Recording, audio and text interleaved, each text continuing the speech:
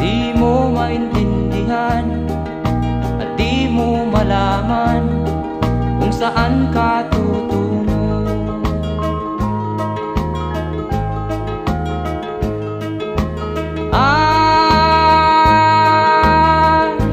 Kung nakamit mo na ang pangarap, di pa rin masiyahan, ang nais mo'y madagdagan.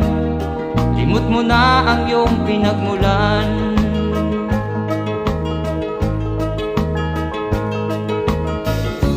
Bakit nga ba